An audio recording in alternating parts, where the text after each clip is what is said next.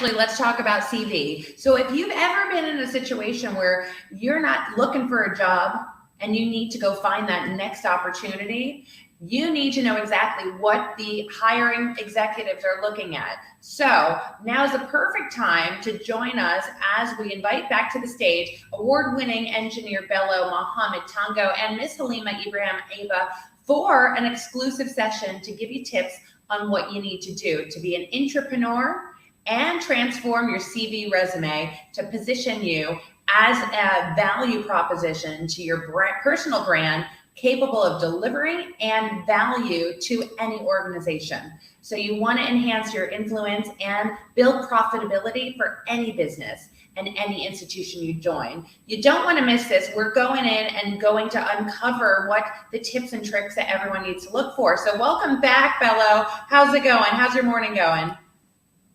Yeah, very good, Rachel. The panels were very super. As you know, my background is in engineering, so I joined the engineering side chat basically, and very, very innovative ideas because all the engineers there, as much as they have African, Caribbean origin, they are practicing their fields in the UK and other parts of the world, So it's good to see, our people there doing great things, but also they tried their best to contextualize for the African market also. So it was very good to see that very, very many of the innovations happening in the construction, engineering, and design fields are possible here in Africa. Inspirational, I'm sure. Well, this next Yeah. session sounds like it's going to help shape a lot of people's lives by getting advice that you're about to share. So I'm going to leave you to it. I mean, there's no question. Everyone in the entrepreneur space needs to find jobs regularly, and that's something we don't learn in school, not in the regular school anyhow, no matter where you Yeah. are in the world. So to have this value is fantastic. Mm. Yeah, indeed. Yes. So, um, yes. Okay. So I think there's going to be a display of some CVs that were previously submitted to be screened by us. We've done a good job, I think, of censoring, if I can say that, the names or identities of the people or the applicants, so that basically we don't uh, put them in an uncomfortable situation. But I hope they are watching and viewing this so that they can get some of the input or comments or feedback from us. So you will see that their names are sealed, their pictures are sealed, and the fundamental information is what I'll be screening through from a perspective of an employer, but also what I've seen being successful by other people or within employment and human resource and etc. So I think they are bringing up yeah, so it's being brought up now. All right. And I know a lot of students, even, when they're in school, this is very important to them too, because Yeah. they're going to get out one day and need to get that job. And if there's nothing Mm, on your CV, there's going to mm. be it's going to be difficult to provide value to any organization to get hired, right? So Yeah. I'll let you talk about that as well. Perfect. We can see your screen. Yes. Okay. All right.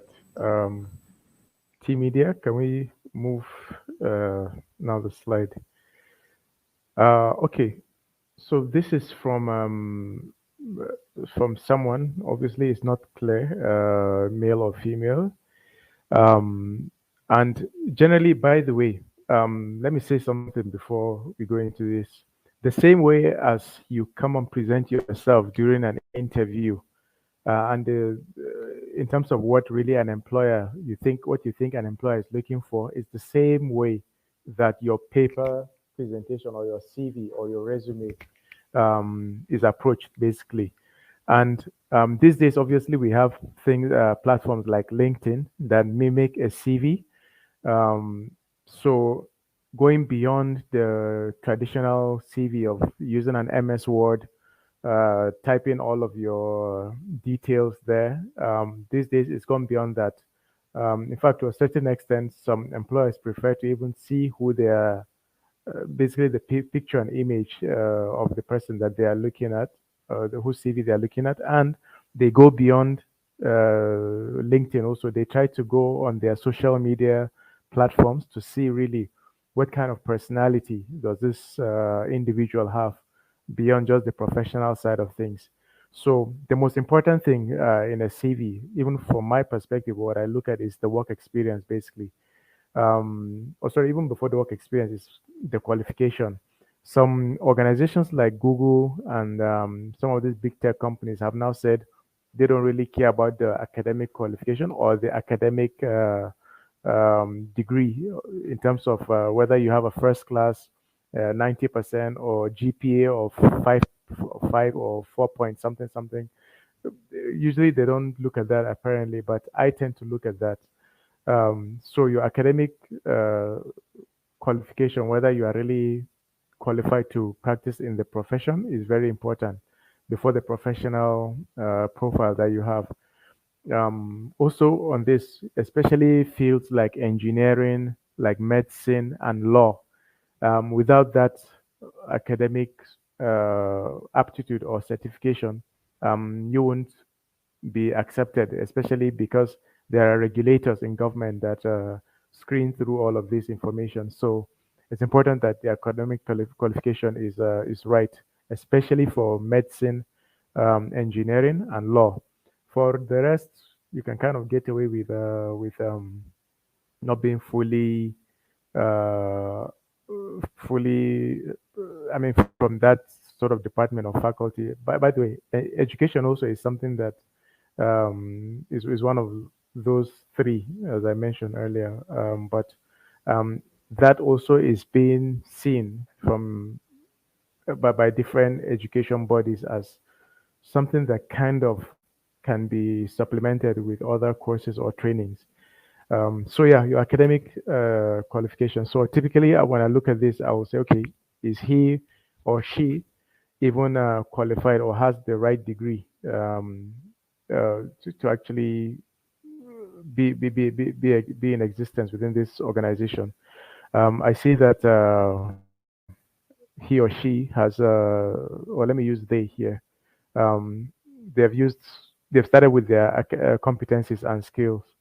I would rather put this at a later stage and begin with the education side of things.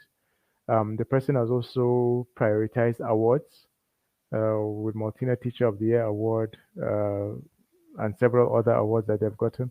I would put awards and competencies after education and professional experiences.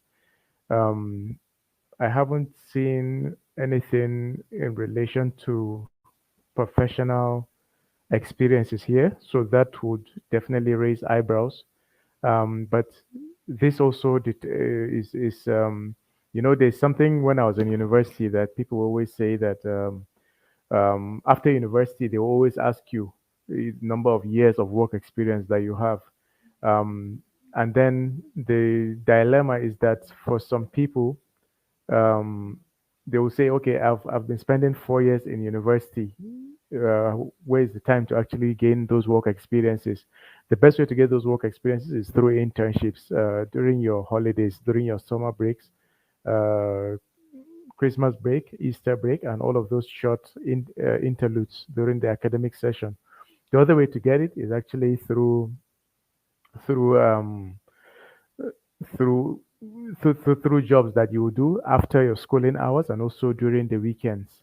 And I'm making this point because this person may be applying for their first jobs, which is why maybe there is no work experience highlighted here. But it's just to say that these days there really is no excuse to it. So there should be work experiences, even if it's a side business that you're doing while studying. Because I assume this person is a fresh graduate. Even if it's a side business you're doing, it is relevant work experience, especially if it's tied to your field of study. But any work experience, whether it's your business or working for somebody else, is valuable work experience that I will look out for. So please, for this person, he or she or they should basically include that. Um, I don't know if this is all that was put, or maybe the work experience is even on the next page. But the other thing that we have seen, oh, okay.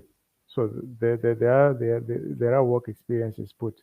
But the other thing I would like to say is some of the CVs that that employers really value are CVs where in the academic section you put your degree level basically a 2.1 first class, 4.0 GPA, and all of those good stuff basically. I do know that most people that have a 2.1 and below, or a 2.5 GPA and below, or a merit, typically they don't like putting those information. Is understandable, but yeah, sometimes it helps, especially a lot of CVs have profile, or some put professional objective. There are different words for this. So I know people like to put their personal and professional, especially all those soft skills that we talked about earlier.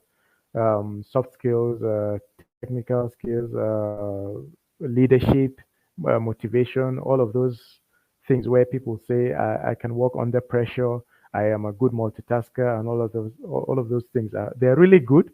But the other thing we like to see in this section where you put profile or professional objective is actually um, your true passion within the professional field. I have seen certain CVs where people will say, um, my objective is to find an organization where it helps me grow and all of that. Yes, it all sounds noble and good, but to be honest, I'm speaking from somebody as somebody from the other side of the desk. Um, I'm actually looking for what's in it for us as a company, not really what's in it for you. If what's in it for us ties into also your own professional benefits, then yeah, I guess it's a win-win. But most employers is about what's in it for us because when we hire you, it's really an investment in you. We are spending on you and uh, hoping that you end up becoming an asset to the organization rather than a liability. So if you can sell that in this paragraph of putting profile or summary or objective, it really go a long way. Then after this, I said earlier, going through your work experiences, your academic, it should tie into this bigger objective that you have established in the profile section. So it's something that people don't really realize that everything must connect. Otherwise, if you say in your profile or objective that my ambition professionally is to educate the world and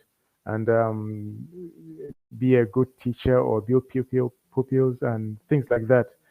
And then your academics and your work experiences say that you are doing other things that don't even contribute to this bigger objective, then there are questions raised there because it's like you're not really being true to what you have established within your career objective. So let me go down. Sorry, just before you go down, admin, in the experience, the person is highlighting their work experiences from 2018 to present. It's good to see what you have achieved. The grammar also is important because I see that the person has pasted ensure a stable this. I should proactively manage this. The right word or the way to coin this is to say, I have ensured the stable and comfortable, secured boarding environment, or I have proactively managed this. So, meaning those are things that you have executed and achieved. Worst case scenario, you should say, I am ensuring a stable, comfortable this. I am proactively managing this. So it's an ongoing thing. So it should be either in the past tense or in the present tense, not just abstract like that. So, admin, if we can move to the next slide and see more from this sample CV. Um, okay, so that means from this, it means the person just has 1 year work experience from 2018 because the schooling shows, okay, no, this is a teaching. So this is a work experience also. The person was actually teaching in a secondary school. Okay. Um, and he's done a good job to show uh, the position they actually occupied. And it looks like also a good period from 2013 to present. So it means this person, in fact, very interesting. This person is doing two jobs. It means because the previous work experience that they've highlighted is from 2018 to present. This one says from 2013 to present. So he or she is doing double jobs, which is very interesting. It shows a good grasp of time management, and also basically multitasking. Um, something in regards to the years that you put within your CV, how this person has put 2013 to present, the other person from 2018 to present, which is a good 4 years. Um, I have come across CVs where people put, or the candidates put just 1 year work experience here, another year there, another year, another year. So it doesn't go beyond 2 years or 1 year. I will say that as much as it looks like you are spreading yourself and having multiple work experiences, it is also sometimes a worry because um, it will raise questions as to why are you jumping from one organization to the other. So the person or the employer, the recruiter may not think you are accumulating multiple work experiences. He or she may think that you are either there is a word flight risk. There's a word called flight risk, meaning you will join an organization or you will join this organization and not stay long. And definitely a lot of recruiters or company owners do worry that they invest so much in your professional development, giving you work experience, and then you go away with it. Sometimes you even go away with intellectual property that belongs to the organization. So this person's CV that we are looking at, I think it's pretty decent because he or she stays or has been staying long periods of time within the organizations, which is a good thing. Okay, all the multiple experiences I've seen, he or she has been an accounting manager. He has left blank there. I'm not sure why. He left the name of the organization blank. The one of that says accountant and manager. So it will be interesting to know why. The other thing, the other reason why showing your organization, the organization you have worked for, is, and I've done this also, that are within the CVs of the work experiences of regarding the candidates, and sometimes the caliber of the organization also helps.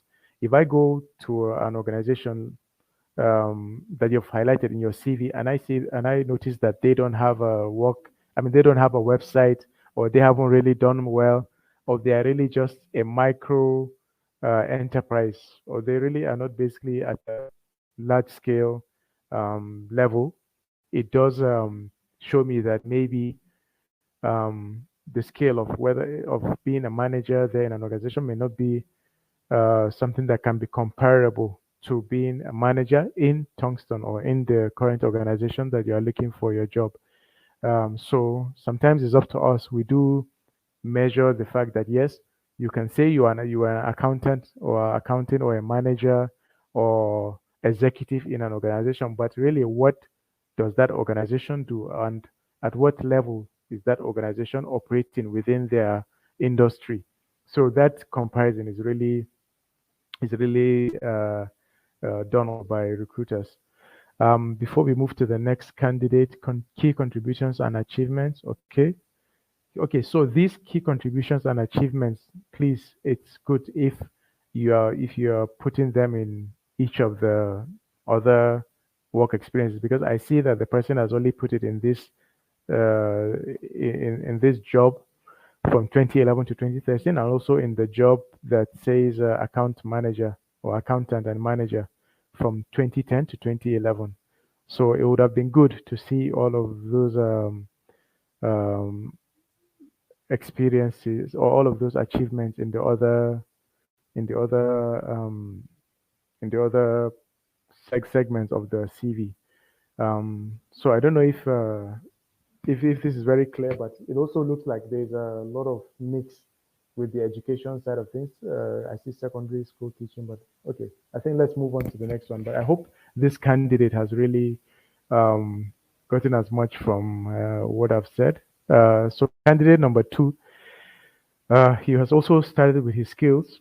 Okay. I think I don't need to say much on this. Again, I said ideally the education and the professional experience is what's most important, but the objective also is important because every educational experience and work experience certification skill level should connect to the bigger objective. So let the objective be first, and then the educational experience and the professional experience should be there. I see. I see. Okay, professional training, different years. Okay, very good. This person has a lot of it. Let's see. Educations attended. Educational institutions attended.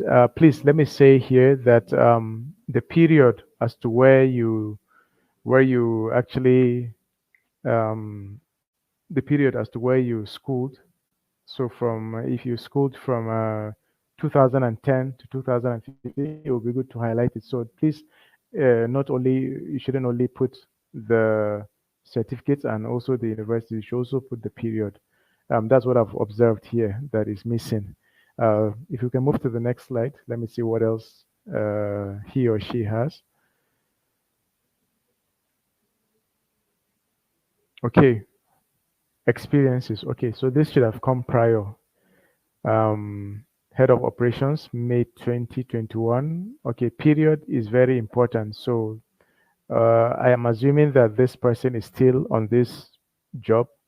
So just a little over a year. So ideally, please do put May 2021 to present, if that is the case. There is a short one from February 2021 to May 2021. Okay. Probably that was just a short period of internship, or maybe he or she realized he or they weren't interested in the job, or I don't know, whatever happened. But I said earlier that if normally when we notice these short periods of 1 month or 2 months, 3 months, or just 1 year of work experience, we do raise questions within our minds and we worry as to why or what really happened within that period. So you should expect to be asked such questions when you come for an interview regarding why were you only in this role or in this organization from 2021 February to May 2021. And the other gap here that I see is that the person hasn't highlighted the name of the organization. So that also is not okay. Um, then let's see, transporter also, those information they're missing. Projects and achievements, head of operations, okay, manager, corp member. Yeah, really there's a lot of missing information, especially in terms of the time and period, but also in terms of the name of the organization that you have achieved all of this with. This person has mentioned NYC guidance and counseling, community development, okay, special awards, okay, very good. NYC is a national, it's like a national service that we have here in Nigeria. So it's good to see that during that period, he or she got a recognition of award of meritorious service. Okay, good. I think let's move to the next page and see what else he or she has, or if that is the end of.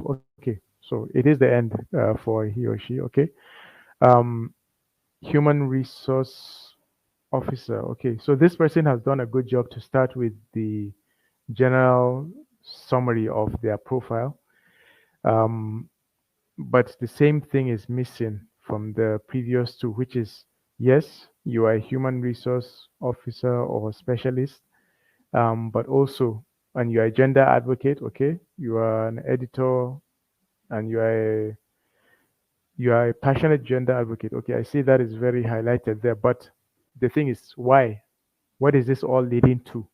Um, is this all going to be just a personal thing, but how does it translate to the professional setting? That is very missing here. I see I've run out of time, but let me quickly just mention one more thing that is pertinent here. Experience. Okay, admin assistant, personal data. Okay, so let me say something about personal data, which I've seen in this person's CV. Um, right now, in certain parts of the world, because they don't want to, or they don't want a situation where, um, you know, social and cultural bias. People have social and cultural biases towards things like race, like gender, like faith or religious beliefs, and also nationalities, um, and even your social class, things like that, basically. So, certain things don't really have to be within your within the description of your personal data. For some jurisdictions, like here in Nigeria, many recruiters, or especially at the public sector level, they still ask for those information: where you come from, your age, your religious beliefs, and things like that. But in certain jurisdictions, like I think also in the UK, the US, they don't really require those information because they don't want the recruiter or the examiner to be biased towards certain culture or certain beliefs, certain gender, age, and things like that. So unless the person, the recruiter, is okay with the academic and work experience and other qualifications, and then he has gone beyond that and asked for this personal data, then it's good to basically not really give too much there.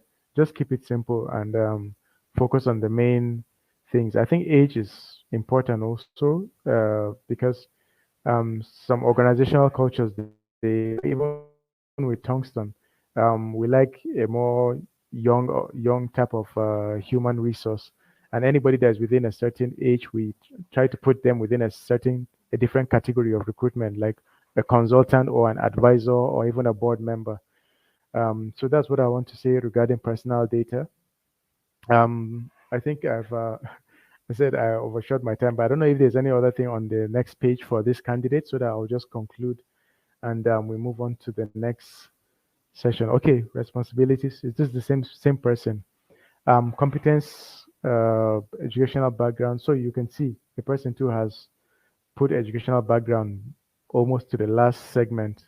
It's good for it to be ahead in front.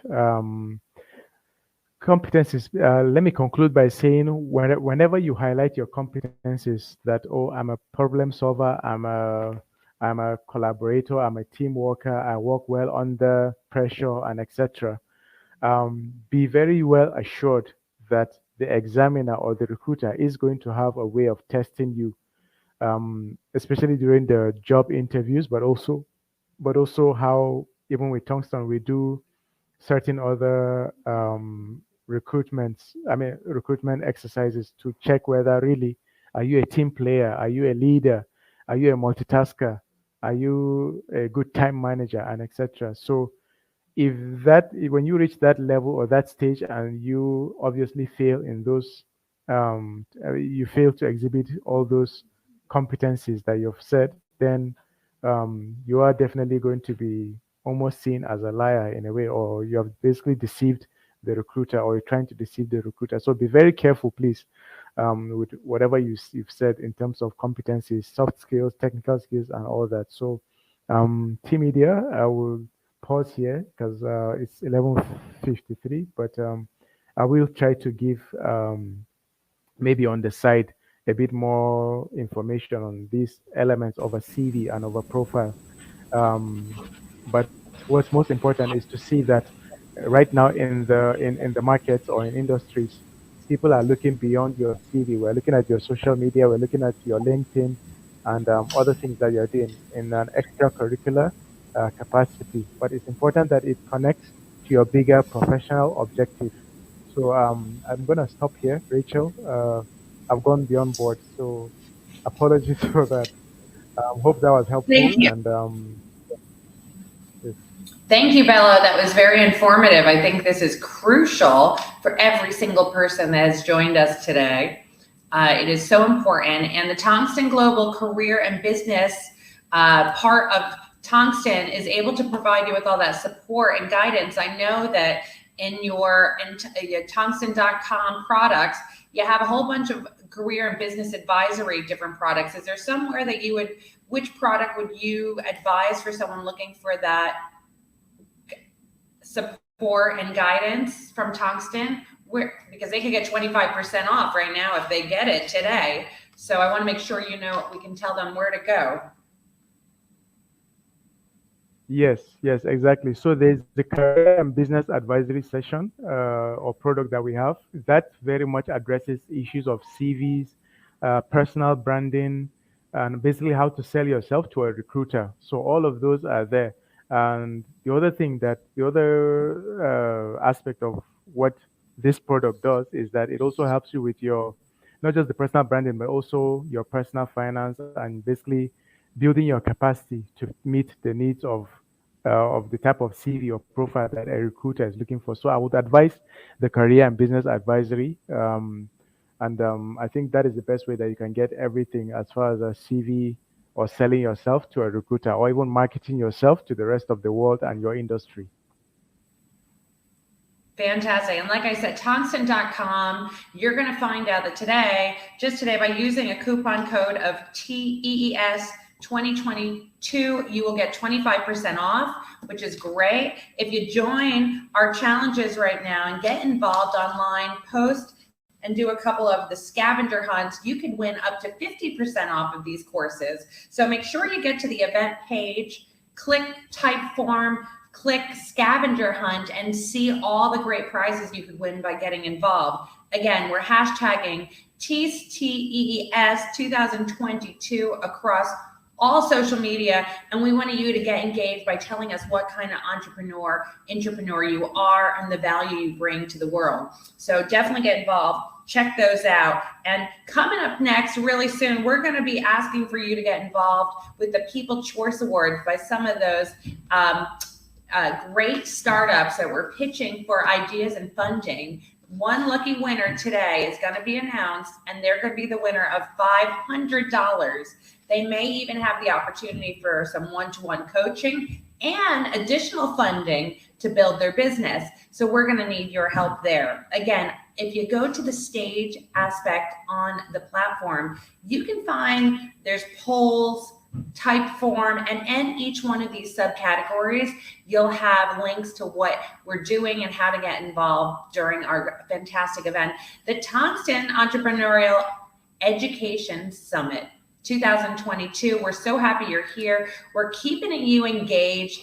Keep your comments coming. So much to talk about and so much to learn. So learning is what the Tongston community is all about. And they are here just to support you, not only with a range of products and services, but they believe that entrepreneurial thinking is at the heart of all your personal, professional, and public life. So in order to make the world a better place, glad you're here and share the world and what we're doing with your world, which is your individual network on social media and LinkedIn. Let them know. So great session about CVs. I think no matter what, you have to have tangible results of what you could do, because people are going to look and say, oh, you did that for somebody else. You can do that for me. And so the clearer you make that, the easier it will be for someone to find you and for them to hire you and view you from your past success. So keep that success coming. We're going to move now to